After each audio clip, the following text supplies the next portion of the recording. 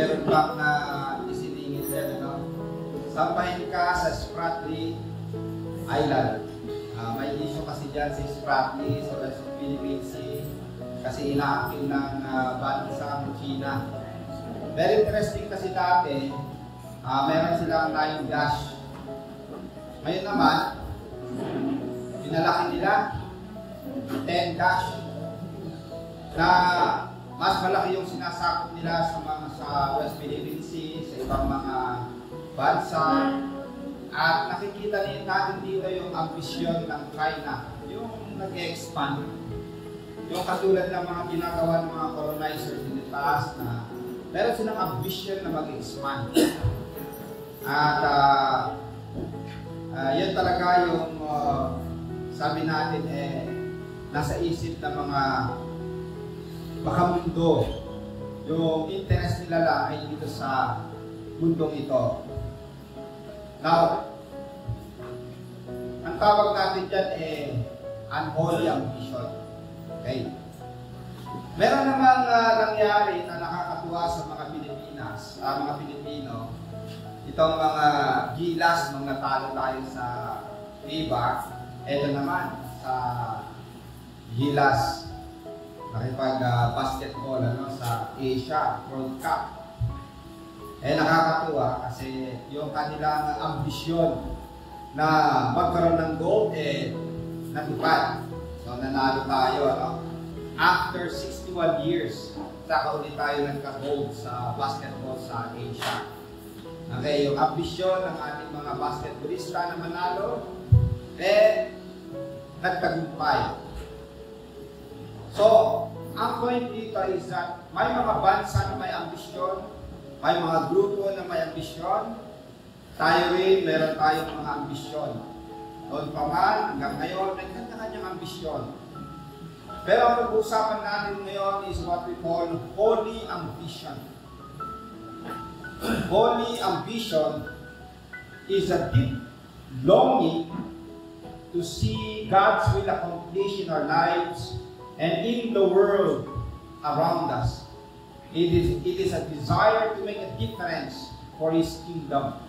Minsan kasi, sa Christian circle, pag sinabi mo yung ambition mo, parang pride or makasarili, kaya ginawa natin dito yung word na holy ambition. Nakuha ko itong word na ito sa libro ni Chip Ingram na ang dami niyang mga conditions para magkaroon ng holy ambition. Pero ang gusto kong i-emphasize dito, mula sa Nehemiah chapter 1, 4-11 na nabasa natin kanina, we find 4 essential steps that can guide us in pursuing holy ambition. Hindi po masamang mag-ambisyon, lalo na kung ito ay tinatawag natin na holy ambition para sa kapurihan ng Diyos, para sa kaharian ng Diyos. Meron tayong gustong gawin. At ang example natin dito na makikita this morning is Nehemiah. Nagkaroon siya ng holy ambition na gusto niyang i-accomplish bilang isang servant ng Panginoon. So una, sa steps na nabanggit ko, una, let's read together. Look up to God in prayer. So makita natin dito, si Nehemiah, nananalangin siya. Sa chapter 1 verse 4, chapter 1 verse 4, sabi dito, when I heard these things, I sat down and wept. Ano ang kanyang nabalitaan? Yung nangyari sa Jerusalem. Mababasa natin sa verse 1 hanggang 3, basahin ko muna. The words of Nehemiah, son of Hakaliah, in the month of Kislev, in the 20th year, while I was in the citadel of Susa. Hanani, one of my brothers, came from Judah with some other men, and I questioned them about the Jewish remnant that had survived the exile, and also about Jerusalem. At that time, si Nehemiah ay nandoon sa Babylon. Okay? Exile siya. Nandoon siya sa ibang lugar.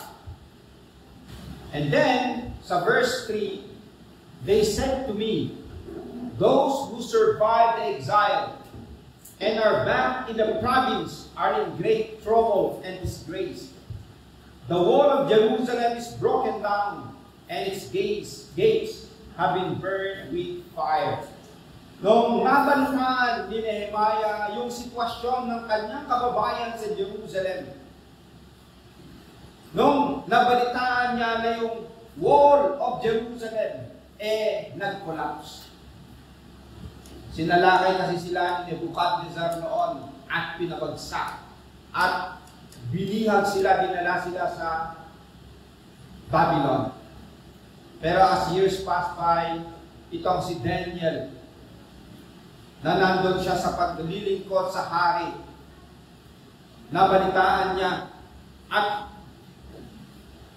kung ano yung sitwasyon ng mga remnants, yung mga naiwan sa Jerusalem. And after that, sabi niya sa verse 4, when I heard these things, I sat down and wept. Umiyak siya. At kasama dito, yung kanyang pananalangin. For some days I mourned and fasted and prayed before the God of heaven. Anito siya nanalangin? To the God of heaven. At ang sabi niya, Lord, the God of heaven, the great and awesome God, who keeps His covenant of love with those who love Him, and keep His covenant commandments. Let your ear be attentive, and your eyes open, to hear the prayer your servants praying before you today. For your servants, the people of Israel, I confess the sins we Israelites, including myself and my father's family, have committed. So nakikita natin dito, nung mabalitaan ni Nehemiah yung nangyari dito sa kanyang bayang Jerusalem, ang first na ginawa niya, nanalangin siya sa Panginoong Diyos. At iniisip niya, binaplano niya kung ano yung kanyang maitutulong. Pero first and foremost, siya muna ay nanalangin sa Panginoon. Tinignan niya ang Diyos na makapangyarihan na naghahari sa lahat. At sinabi niya yung kanilang pagkakamali bilang isang bayan, isang bansa. At humingi siya ng tawad sa Panginoong Diyos.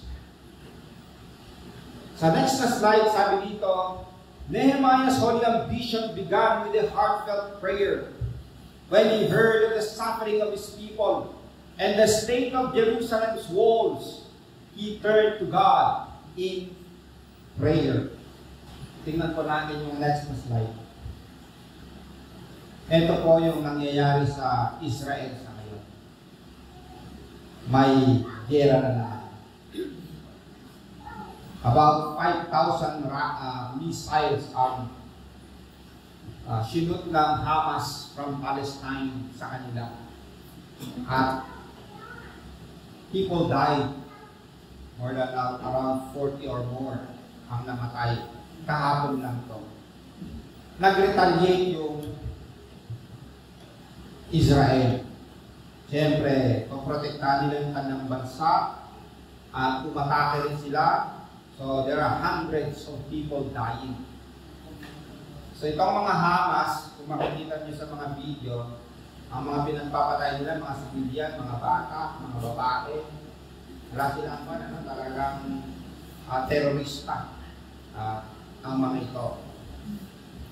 And ang nakakalungkot, nung nag-retaliate yung Israel, mas marami yung namatay na mga Palestinians. Then ito, yung isang pastor sa Palestine, sa next na slide. Ito ang kanyang nilagay sa kanyang Facebook. Lord, have mercy. Dahil sa nangyayari sa kanyang bayan, sa kanyang bansa, sino ang kanyang unang tinawagan? Lord, have mercy. Itong pastor na ito ay nag-graduate sa PBS. Kaklase ko nung araw. At siya ay nagpapastor. Pero nakita ko dito yung isang immediate response ng isang tao who has holy ambition. Kung may sitwasyon, ang una niyang tinatawag ay ang ating Panginoong Diyos. Ganyan po ang nangyari at ganyan po ang ginawa ni Nehemiah. Lord, God of heaven, tinawagan ang Panginoon. Tayo po ay ni-invite to pray for what is happening sa Israel and Palestine sa ngayon. We are being invited to pray for them na mahabag ang Panginoon sa kanilang sitwasyon. The next slide, holy ambition begins with acknowledging our dependence on God. We must come before Him with our burdens, concerns, and desires, seeking His guidance and strength.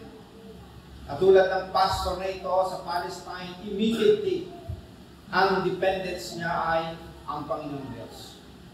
So, ito po sa atin, anything na gusto natin i-accomplish, gagawin natin, or anumang sitwasyon naroon tayo, unang tatawagin natin ay ang Panginoong Diyos, showing our total dependence sa kakayanan ng ating Panginoong Diyos.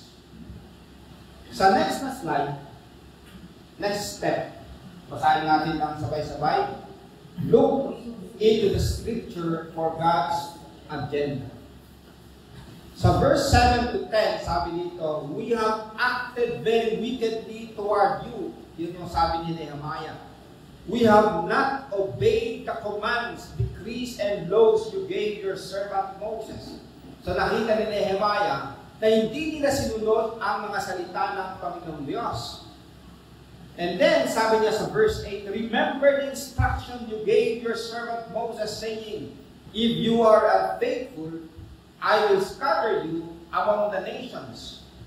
But if you return to me and obey my commands, then even if your exiled people are at the farthest horizon, I will gather them from there and bring them to the place I have chosen as a dwelling place for my name. So dito, ang ginawa ni Nehemiah, binalikan niya yung mga salita, yung mga promises ng Panginoong Diyos. At nakita niya kung bakit sila na-exile dahil sila ay hindi sumunod sa salita ng Diyos. Pero meron siyang nakita rin na pag sila ay manumbalik sa Kanya, ito yung gusto ng Panginoong Diyos na kahit napakalayo sila na exile, ay ibabalik sila ng Panginoon sa kanilang sariling bayan, sa sariling bansa. Kaya nakita ni Nehemiah sa Scripture, ito yung agenda ng Panginoon, ito yung gusto ng Panginoong Diyos na manumbalik ang kanyang bayan sa Kanya. Mga kapatid, pag merong ipinapagawa o gustong ipagawa ng Panginoong Diyos sa atin, dapat hindi ito kontra sa Kanyang salita. Always check natin kung ito ay ayon sa salita ng Panginoong Diyos. In the next slide, Nehemiah recognized that God's people had strayed from His ways. He turned to the Scriptures acknowledging their authority and realized that God's agenda was to restore and rebuild. Yung next na slide, ito yung Sarok Uni Foundation na itinayo ng isang Koreano na business person. Ang focus ng kanyang ministry ay sa mga lepers at ito ay sa Quezon Province. Bumili siya ng malawak na lupain doon. Pagkatapos yung mga gumagaling na mga lepers ay dinadala niya doon. They form their community. Kasi kahit sila ay gumaling na, pag nasa mga ordinaryong mga tao, pinandidirian pa rin sila sa mga gumaling na lepers. Kaya ang ginawa niya, gumawa siya ng village. Meron silang church, meron silang school, and a very nice community. Nung nakipagkwentuhan ako sa elder na ito, una, napakinggan ko ang kanyang presentation when a businessman become a Christian. When a businessman is transformed by the Lord. Kasi sabi niya dati nung negosyante siya, originally, siya ay seaman, kapitan ng barko. Nikot siya sa buong mundo at napadpad siya sa Pilipinas at gusto niya mag-settle dito at nag-negosyo. So, more than 35 years dito sa Pilipinas nag-negosyo. Nag-flourish yung kanyang business. Pero sabi niya nung time na yun, nung hindi pa sa Christian, kung ano nung ginagawa niya sa kanyang kayamanan. Pero nung siya ay naging Christian, ginagamit niya ang kanyang kayamanan para makatulong. Dito sa atin, actually, ang isa sa scholar niya, si Marisa. Yan, ang nag-aaral sa PBS. Meron siyang itinayo na JJ Scholarship. And then, lately, nung nasa itong pandemic, na-diagnose siya na may cancer sa Korea. Pero amazingly, malakas siya uli ngayon, naka-recover. At kung nakipagkwentuhan ako sa kanya lately, sabi niya, kung hindi ko nakita yung plano ng Panginoong Diyos na ganito, na makatulong sa iba, na mag-ministry, mag-mission, at sarili ko lang yung iniintindi ko, baka matagal na akong patay. Baka matagal na akong patay.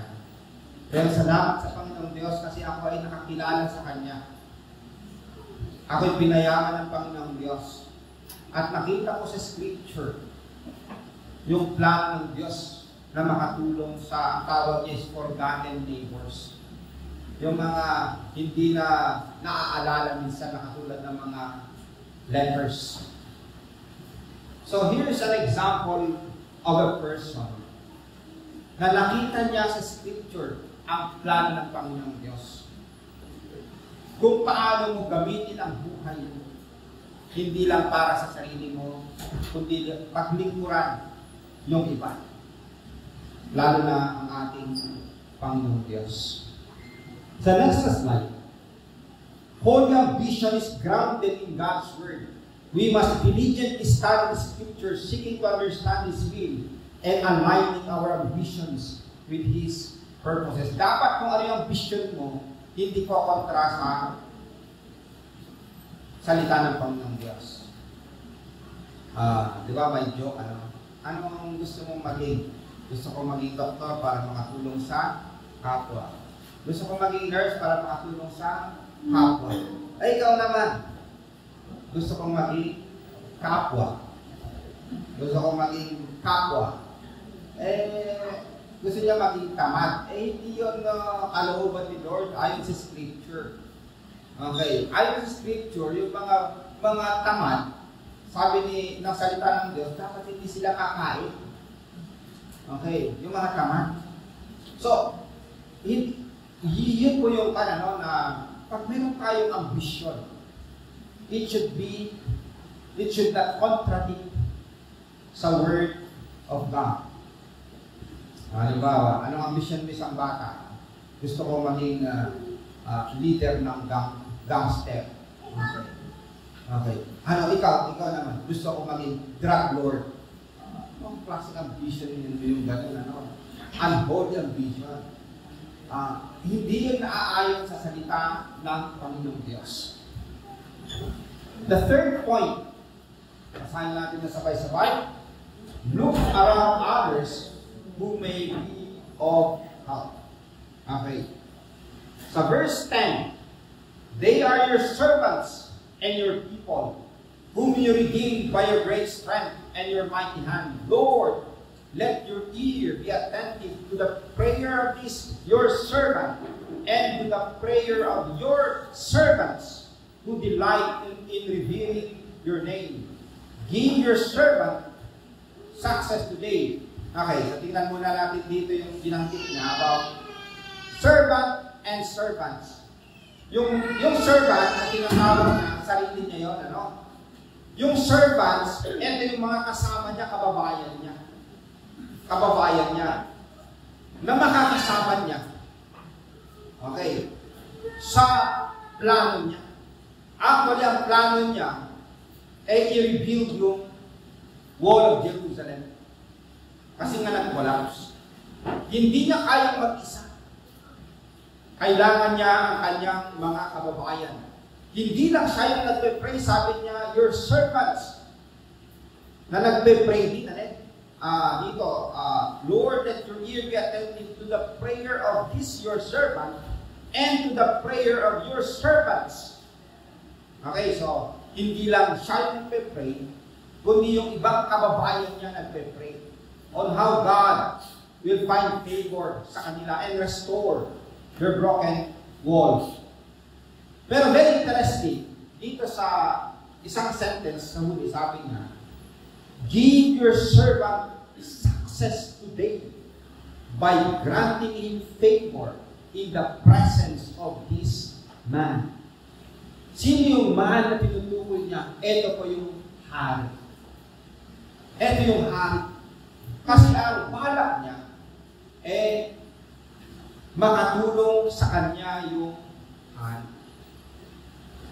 So nakita niya ang kanyang kababayan na nananampalataya sa Diyos.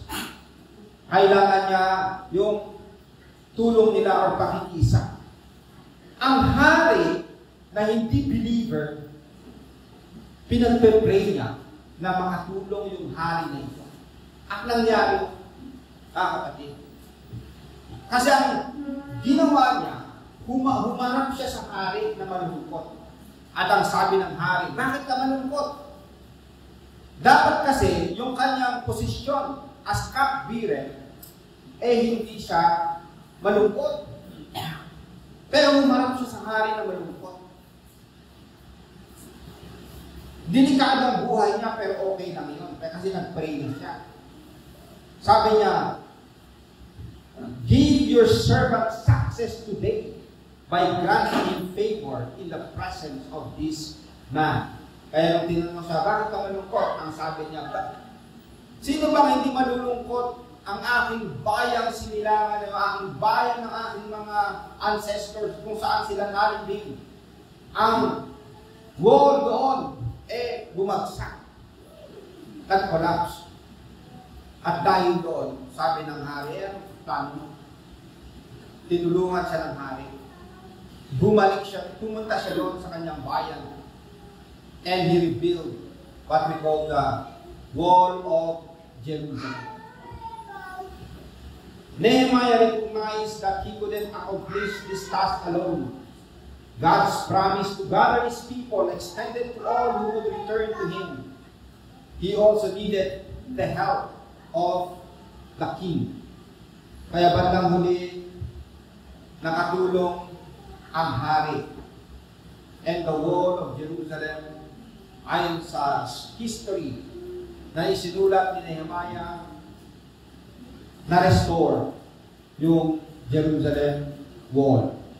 Sa next na slide, ay isang nagtatrabaho sa mayamang kumpanya sa US na sumama sa tinatawag na short-term vision sa Romania. Sumama lang siya. Nung makita niya yung sitwasyon ng mga orphans doon, yung mga street kids doon, nagkaroon siya ng burden kung paano siya makatulong. Sabi niya, sa sarili niya, kulang yung kanyang maitutulong. So, nag-organize siya, nagtayo siya ng foundation. At dahil sa foundation na ito, maraming mga bata ang natulungan sa Romania. Yung time na yon na ang Romania ay mahirap pa, yung time na yon na ang Romania ay pamamatay lang ng dating korap na kanilang presidente at mahirap ang kanilang sitwasyon. Nagkaroon siya ng burden. Nagkaroon siya ng mga kasama. Nagtulungan sila. And they formed a foundation para makatulong sa mga tao doon, mga bata doon. Yung story na nabasa ko na yun, nag-start lang sa short-term vision. Pero later on, naging burden sa kanya. Nilagay ng Panginoon Diyos. And then nakita niya, kailangan niya yung tulong ng iba. And so, he formed a foundation. Sa BTS, itong presidency ko noong December, nagkaroon ng nakawan. Nanakaw ng ilang welding machine, yung business office na ransack, mga 130,000 plus yung nawala in my watch sa aking presidency. So, very, very frustrating na kababalik ko as president, may nangyari na ganyan. At that time, nahirap yung institution financially. And so, ang maganda dito, hindi lang ako yung nagkaroon ng burden. Dahil naging balita sa board, nagkaroon ng tulungan. We will have this Nehemiah project. Kasi si Nehemiah, ang project niya is rebuilding the wall of Jerusalem. Ngayon naman dahil wala kasing perimeter fence na matibay ang PTS. Kami siraan. So this time we rally that we will build yung wall ng PTS to help sa security. Kasi dumadami na yung mga squatter kung saan-saan. Ang Dasmariñas, naging city lang. Mas dumadami yung mga tao kung saan-saan. Ang dami ng mga squatters around. Kaya kailangan yung perimeter fence. And so we rally sa mga churches. At ang daming mga nag-respond na makatulong to build yung wall na yun. Perimeter fence. Bawat span is about 8,000 ang isang span. No? So, praise the Lord. Nandun na, nag-umpisa na. At dito sa church natin, meron lang ako kinausap makatulong para magkaroon tayo ng representative doon from Emmanuel Christian Church. Pero I'm still rallying for others who can join the project. Pwede kasi yung as a church, may pangalan tayo doon, Emmanuel Christian Church. Kasama kami dito. Pero in the past kasi itong mga few weeks, few months, medyo na-burden tayo sa expenses, expenses sa church. So, I decided na kakausap na lang muna ng ilan na mag-respond. So, meron ng isang word for us doon, representative. Yung point ko dito is that minsan may mga tawag ng Panginoon at kailangan natin yung tulong ng iba. When we build this church, halimbawa, kailangan natin yung tulong ng iba. Kahit yung pagpapa-aircon natin, kailangan natin magtulungan. Kung bumili tayo ng sasakyan, kailangan natin yung tulong ng iba. So we can see here, yung example ni Nehemiah, whether believers or not, pwede silang makatulong sa agenda, sa pinapagawa ng ating Panginoong Diyos. Holy ambition involves recognizing that we are part of a community of believers.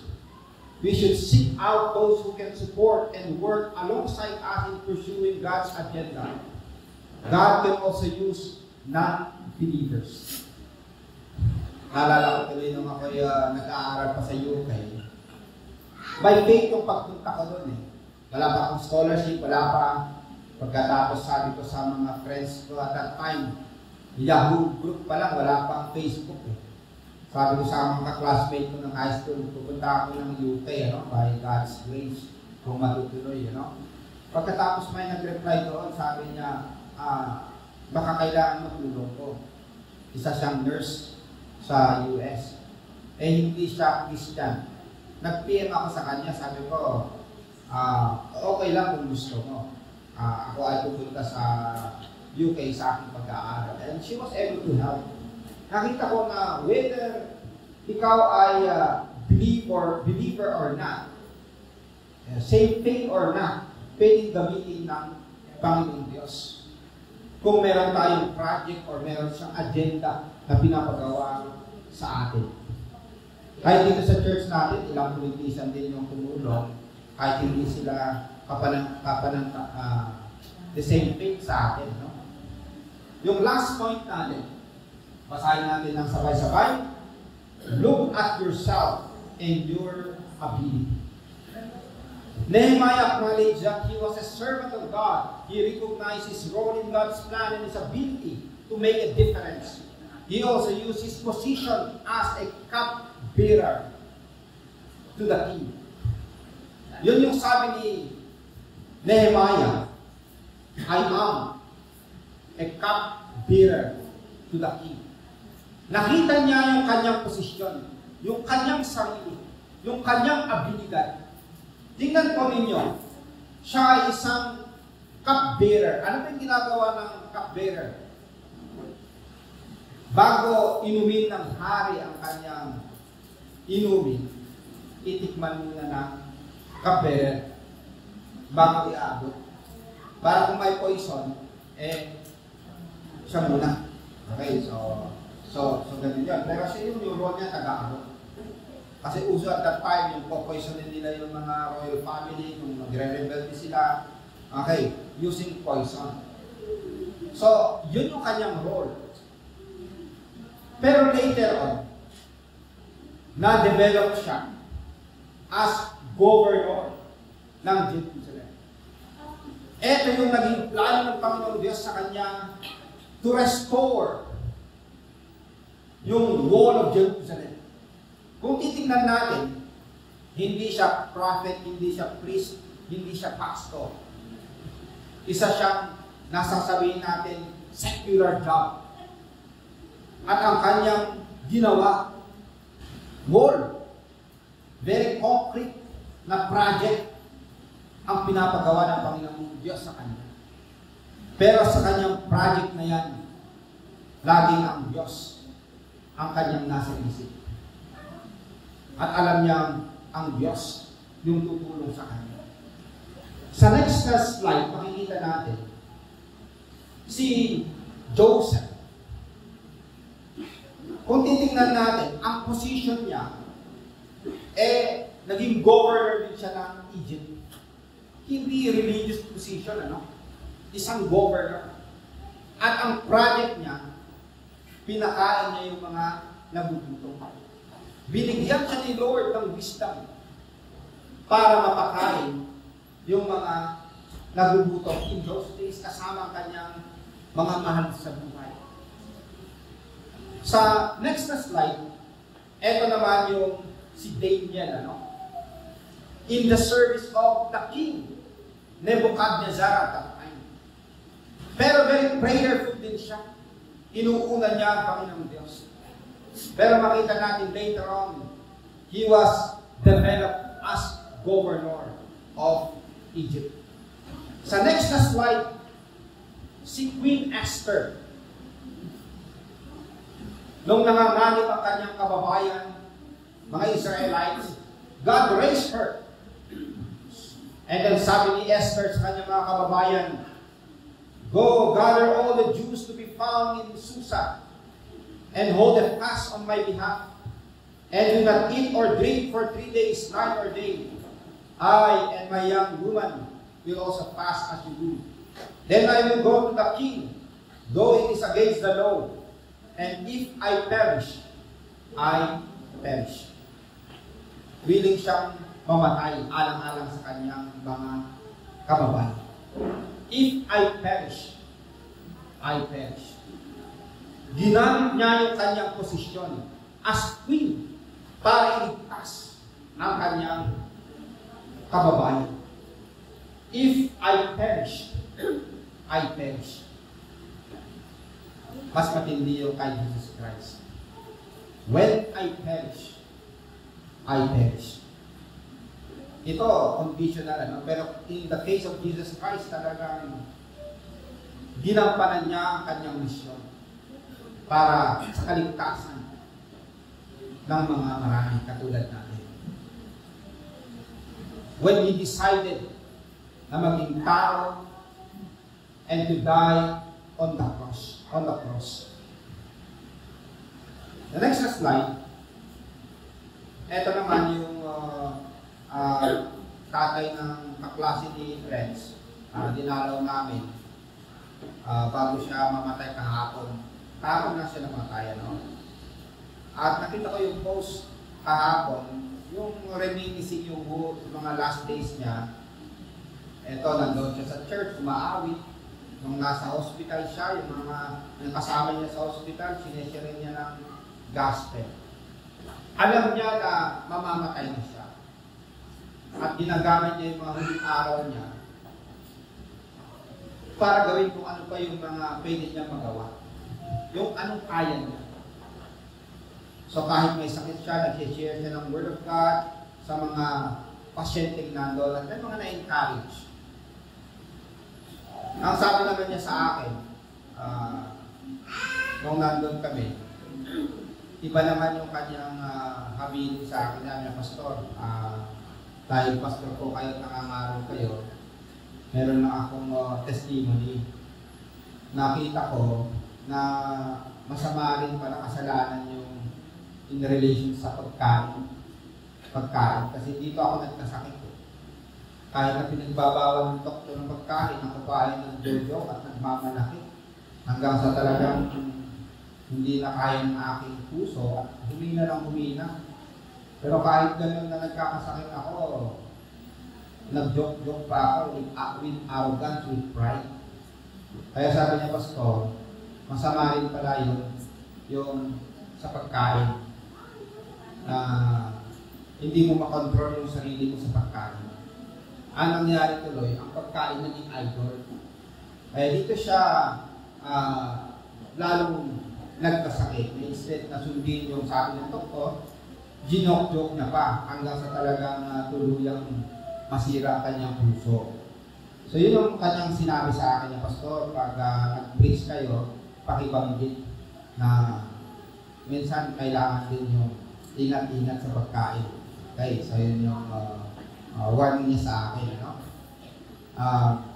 Sa next slide, holy ambition requires self-examination.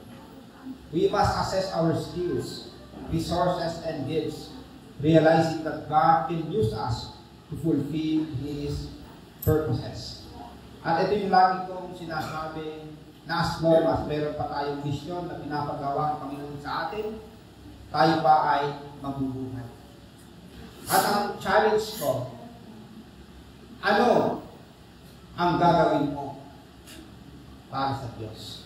Katulad ni Joseph, katulad ni Nehemiah, katulad ni Esther, katulad ng nababasa natin sa Biblia. As we conclude, let us remember that holy ambition is not about our own glory, but about advancing God's kingdom. It begins with prayer, is shaped by the Scriptures, involves collaboration with others, and requires an honest evaluation of ourselves. May we be filled with holy ambition to make a difference in our world to the glory of our Heavenly Father. And may God grant us strength and wisdom to pursue holy ambition in our lives, always seeking His will and kingdom above all else.